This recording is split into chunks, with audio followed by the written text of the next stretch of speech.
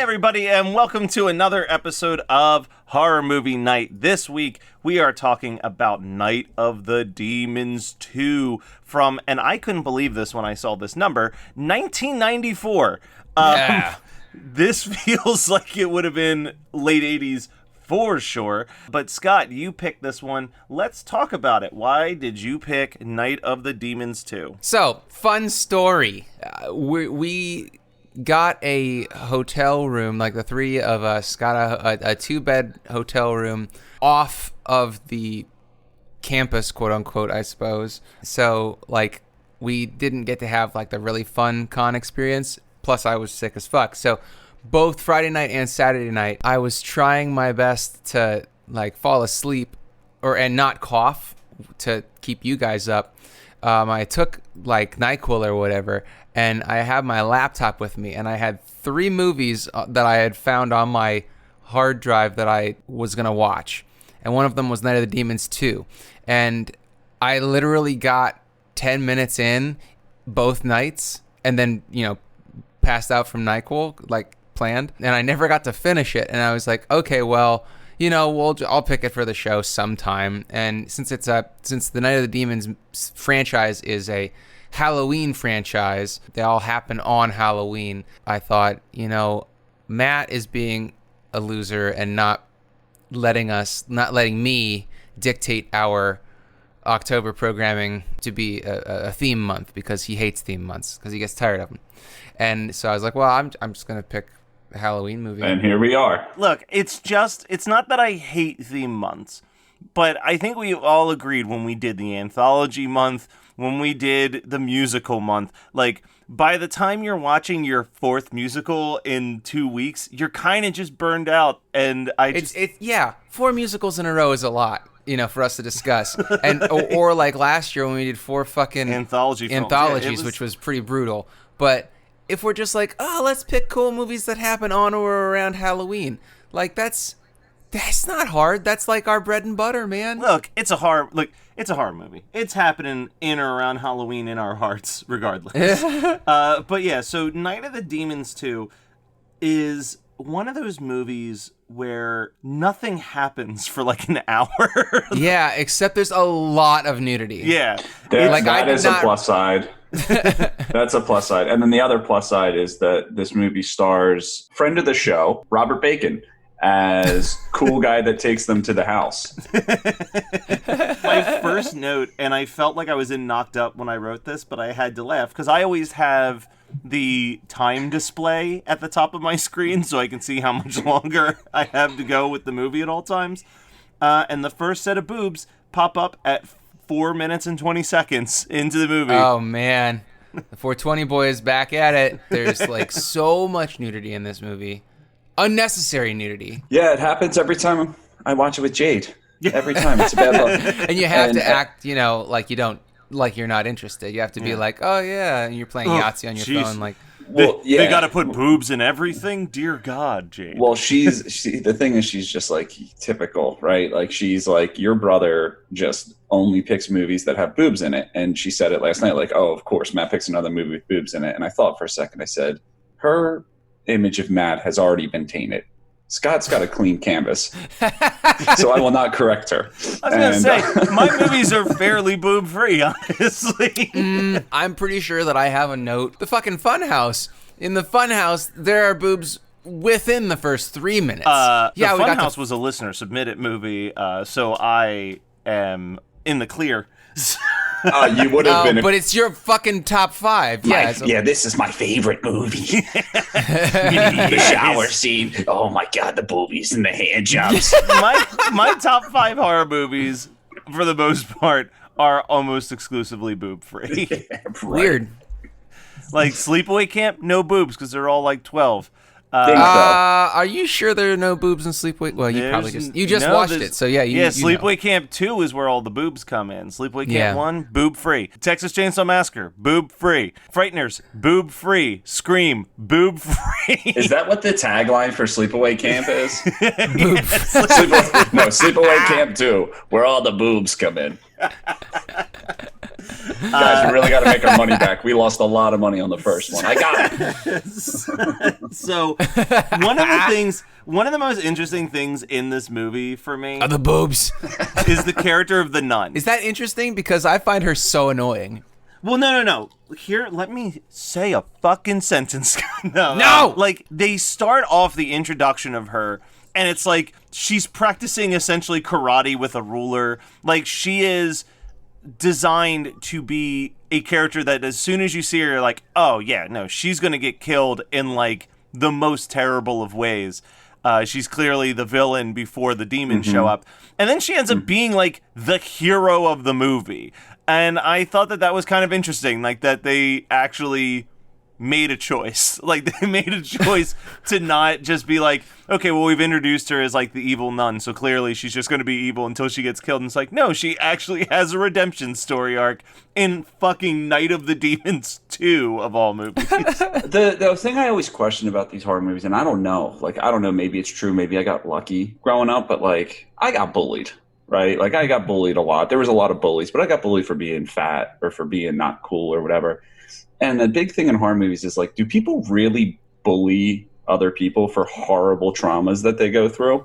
Like, because I see it all the time in horror movies, and never growing up have I seen people like, your parents are dead and your sister's a psychopath. Like, I've never experienced any, like, bullying like that. And I always wondered if that actually happens or not. I think about that a lot, because you are right. That pops up as a movie trope, and I'm just like, these kids are dicks. Like, yeah. Like, and I'm sure there are people that horrible, like, you know, but it's just, it seems too common in the horror universe. In cinema, it's very common, yeah. Well, you know, like, when they're making fun of Mouse, it's basically like, Melissa's an orphan. Melissa's an orphan. Yeah. Why didn't your mom make you a costume? Her mommy's dead. Like, Halloween 4 has the meanest kids in it, and I feel like this is the spiritual successor to it.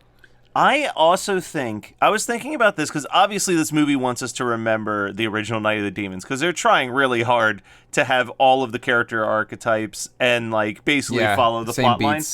But this movie, I feel like, has too many fucking characters in it that we're supposed to be following compared to Night of the Demons.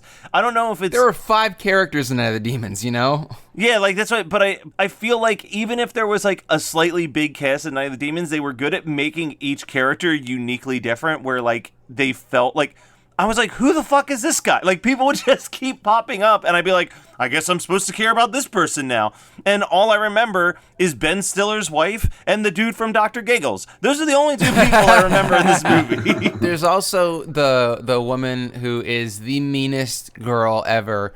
She's a blonde, but she has her hair dyed dark brown/black in this movie. I think that her name was Shirley, and she's the bitchy, like, head mean girl who's basically trying to seduce every man, and then I hate to say this, but she gets raped by a lipstick, and that, like, okay, so this movie would be in my must rewatch, must suggest to people list, except for that scene, like, that when the lipstick becomes, like, this slug snake thing, penis? It looks like a fucking penis. Yeah, yes, it's a dick, and it goes up her skirt, and it possesses her. I mean, and I don't know what the writers and director of this movie were working through in their hatred of women and during that scene, but I don't want to relive so that. Here's a funny story before we hit record, when Brian and I were hanging out in here. So Brian had a choice. I misheard that. Sorry, not to cut you off. I completely misheard the direction you were going. I was going to be like, we haven't recorded yet? Yeah. So we were talking about how Brian had a choice to make last night over which movie to watch with Jade. And the decision ultimately came down to, I can rent this one on our television versus the other one we would have to sit around the laptop. And he was like, I said, man, it's a shame because Jade probably would have liked the other movie that we watched instead. And he goes, I think she would have liked anything that wasn't just about a very, very horny demon the whole time. I agree that like lipstick scene is both very disturbing, but also probably one of the cooler looking practical effects when the lipstick comes to life. But the top-notch moment in this movie is boob hands. I actually want to know how they did that practically in 1994. Like, it looked, I mean, And of course, Megan comes in the only time she hasn't looked at the screen when I've watched any movie in the last 6 fucking months of quarantine. And then she sees boob hands. She's like, what the fuck? And did you look at her and say, Matt Kelly picked this one? I'm apparently not as clever at lying as your brother is. It's just all the significant others of Horror Movie Night convinced I'm some type of boob-obsessed pervert because I don't appreciate it. No, Megan knows exactly what you are. She knows that you're a fucking man baby who likes buttered pasta at the age of 33. I don't want to be defined by that, and I'm 35. The things that define us, you don't always get to choose those things, Matt. That's true. Yeah, this movie takes so, like, literally it says lipstick came to life 55 minutes into movie. First point, I'm interested in what's happening. Like, it takes so long for this movie to get going. As we're talking about how good the boob hands effect is, it's almost like it's trying to make up for the fact that the face in the toilet bowl is a terrible effect. It's not even a terrible effect as much as it's a stupid concept. No, me and Jade actually enjoyed that because she was like, that's my worst nightmare. And I was like, your worst nightmare is a demon head in the toilet when you open it? She's like, yeah. And I was like, you got to admit, it is kind of funny. Like, imagine if, like, there's this demon just ready to perv out on you and we just had Taco Bell and I run to the toilet and he's like, hey, no!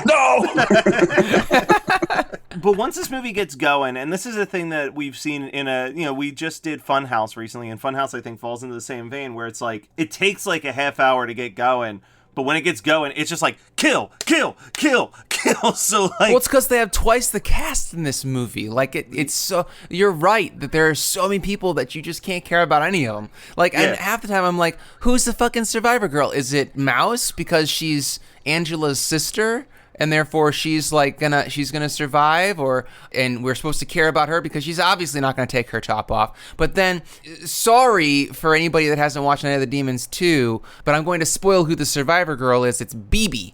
But BB has sex. Yeah, breaking all the rules. Like, it's just very odd to me that the movie it's a real conundrum. There are like also 3 survivor girls because the nun fucking survives getting decapitated. That effect sucked. But the one dude doesn't escape being decapitated, and it made me real happy when it happened because there was so much blood squirting out of his neck hole after he got his head There's cut a off. lot of head trauma and there's a lot of goop in this movie, and I am here for it because those are the 2 things that I care about the most in horror movie night movies. I was having a blast. Like, I know that this movie takes a while to gain some momentum, but I was having a blast because once it gains the momentum, it's a good time. Yeah, like Amelia Kincaid hanging out, always fun because she's just so over the top as Angela. This movie feels every day of 1994 to me. It looks and feels like an early 90s horror movie with a big budget. Like a budget that it almost didn't know what to do with. But the funny thing is, and I think we talked about this. Yeah, Night of the Demons 3 had a bigger budget. Yeah, Night of the Demons 2 actually had the lowest budget of all of the Night of the Demon movies. Yeah, but it doesn't look it. It looks like the best of the 3, in my opinion, because I watched Night of the Demons 3 after Night of the Demons 2. Funny story about Night of the Demons 3, I didn't even know it existed until I met Amelia Kincaid.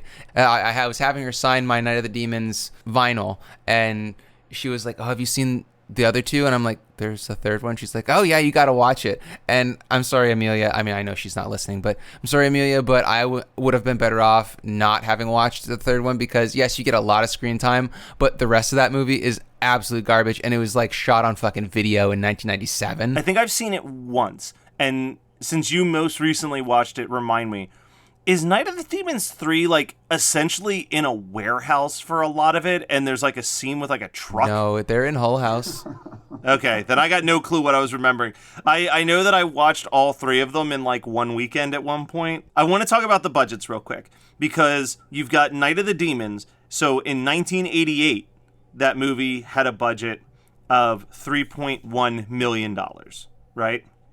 Yeah. Night of the Demons 3 had a budget of $5.7 million. In 1997.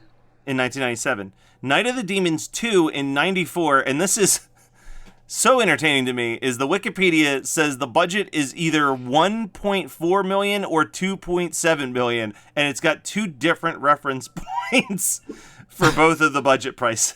So we don't know what it is, but either way, even at the high end of 2.7, it is still the lowest budgeted Night of the Demons movie, while it's still, like you said, it looks like they are just spending money on anything, and they run out.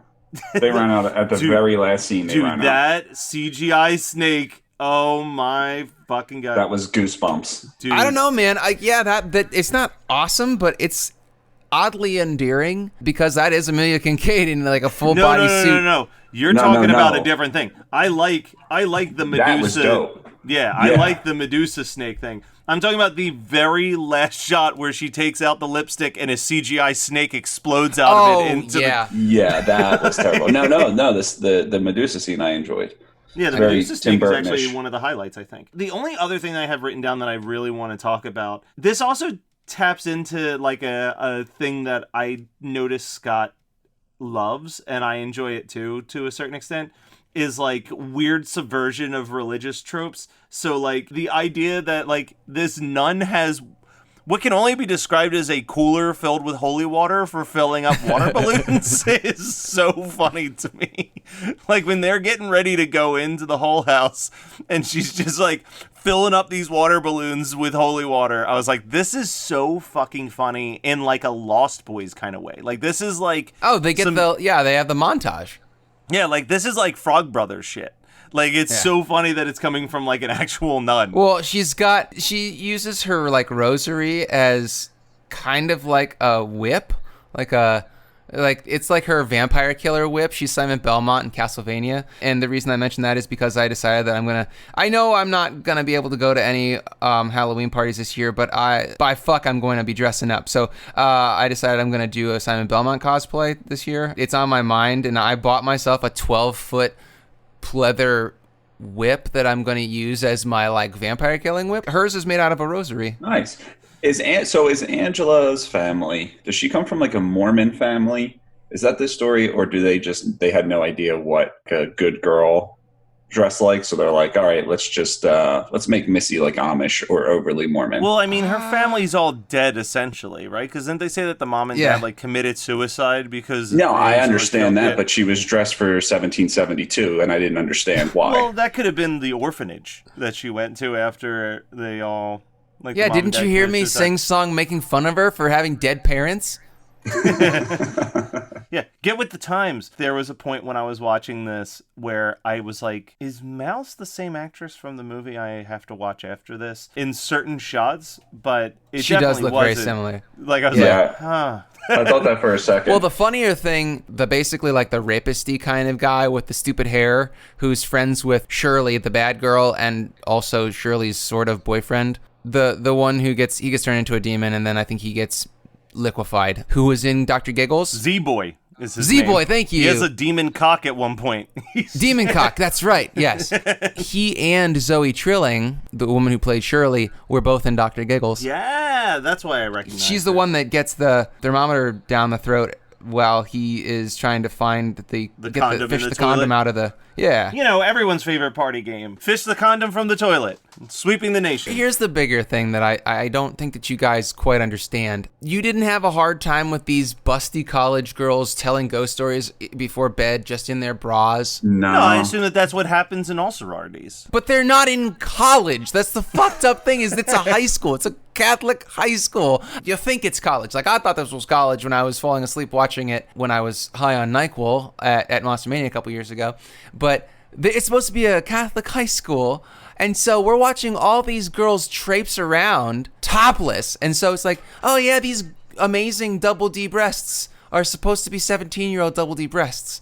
And you're like, oh, that makes this even creepier. So I can't suggest this movie to anybody, no matter how much gore, decapitation, and goo. Because like what we haven't really mentioned is that, yeah, it's super gooey because they liquefy demons with holy water, and they literally like, we get a head melt, and it's so super cool. But like, I just can't suggest this movie to anybody because it's really gross, like in a sexual way. I mean, we've talked about it before. That like this is almost the darkest period for horror, because it's that like early 90s pre-Scream where like everybody who was making horror, it was almost like a throwback to like the Grindhouse movies, because no one, you were like, well, we know for sure that no fucking theater's showing this, so we might as well just be as sleazy as we can get. And I feel like that is like a definitive trope of like that 1992 to 95 period of the 90s, where people were like, ooh, yeah, that's a dark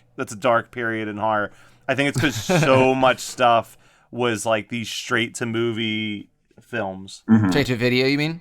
Yeah, straight to movie, whatever. You know what I meant. I just wanted to make sure that we were on the same page here, bro. Anyone have any stray notes that they want to cover before we move on to the next portion of the show? I just want to say to Brian that next time we're in the same room and you fart, I'm going to say it smells like Godzilla's butthole. I did have that quote written down and didn't know how to make it work, but Scott found the way. So, double features. Scott, this was your pick, so how about you tell us what you should watch along with Night of the Demons Dose? I just feel like this is kind of the Kmart Night of the Demons. It's really fun in a lot of ways, but it's definitely not as good as the movie that it's aping. And so I'm going to go with Killer Party, which is not as good as the movie it's aping, which is Evil Dead 2. It's funny because Killer Party was like fresh on my mind from the poll, and I was like, maybe Killer Party.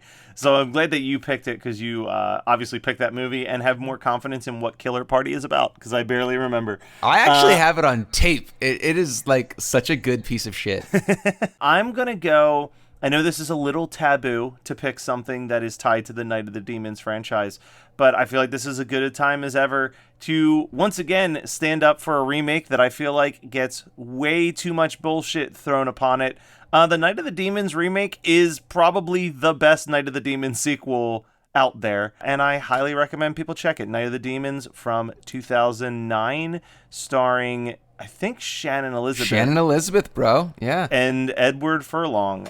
It's a fun time. It is not better than the original, but it's a fun time. It's just a beat for beat, like, it's not, I mean, it's definitely not a bad movie. It's not nearly as bad as what people say about it. So after watching this, I'd have to call up my buddy Joshua and say, come on over, catch the next flight.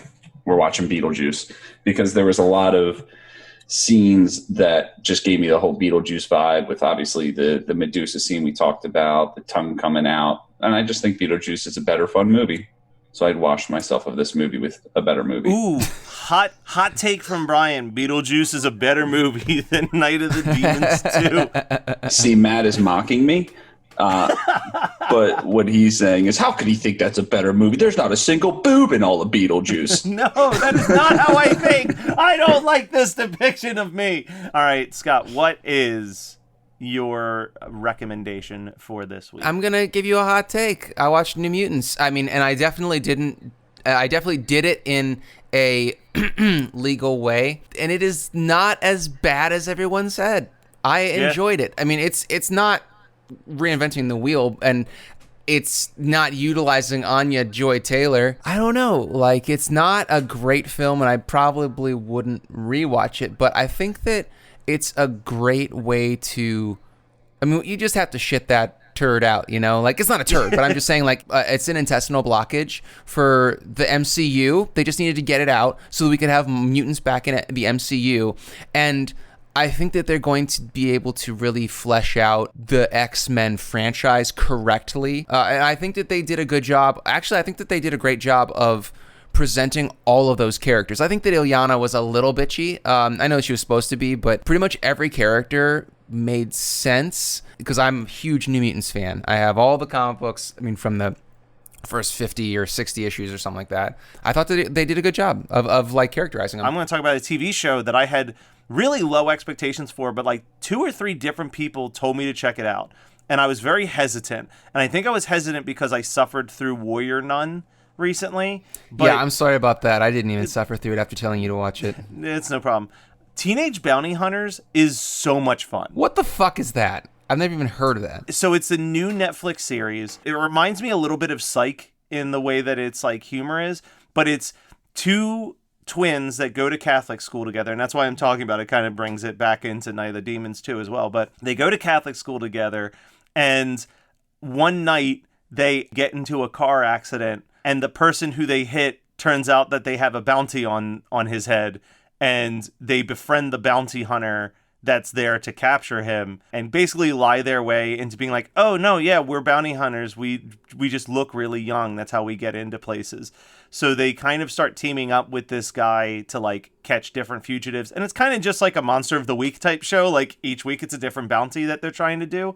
But they do these really funny segments where like fisheye lens close-ups of both twins' faces as they're like yelling back and forth at each other. And you realize that it's because they're twins. They have like a weird telepathy with each other. So it's like these long monologues where they're actually saying nothing, but it's like in a matter of seconds, they have like a full conversation with each other to make sure that they're all on the same page with the lie that they're about to move forward on. No, I'm not saying it's a masterpiece, but I had a good time. I laughed. It was like exactly what I needed this weekend. Just like a dumb, fun, like 10 episode series of like silly, goofy shit.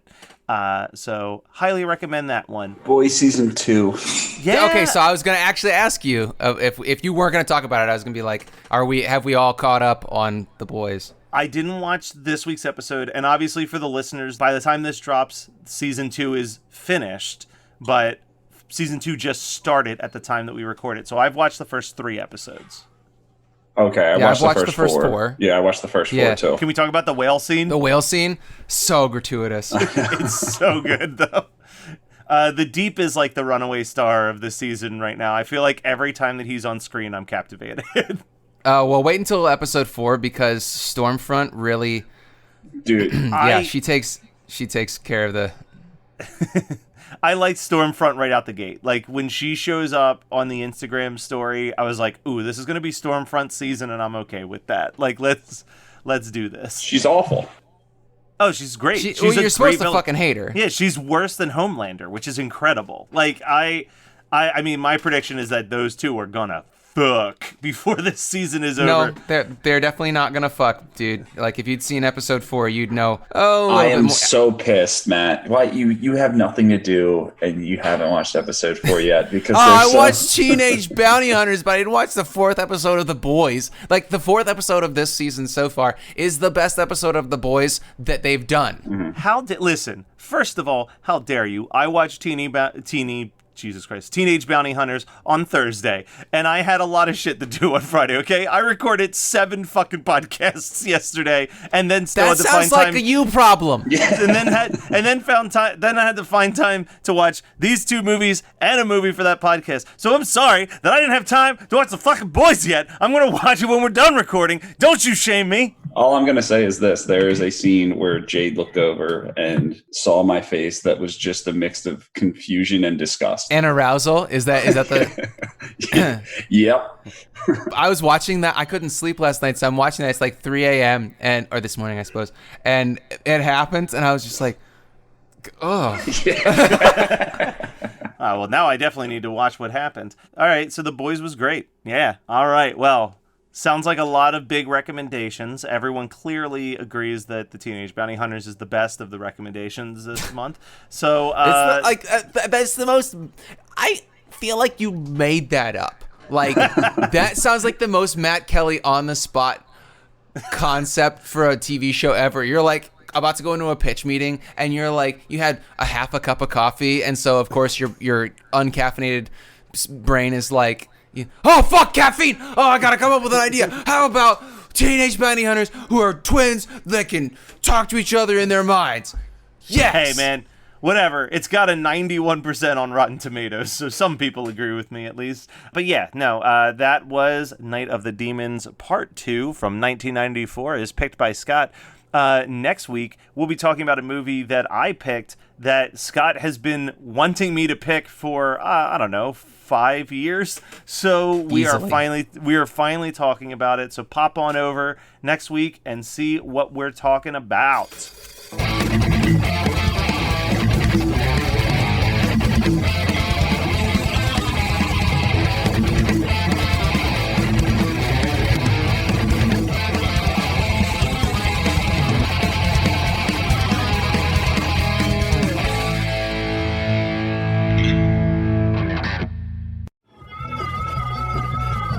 You're listening to the Geekscape Network.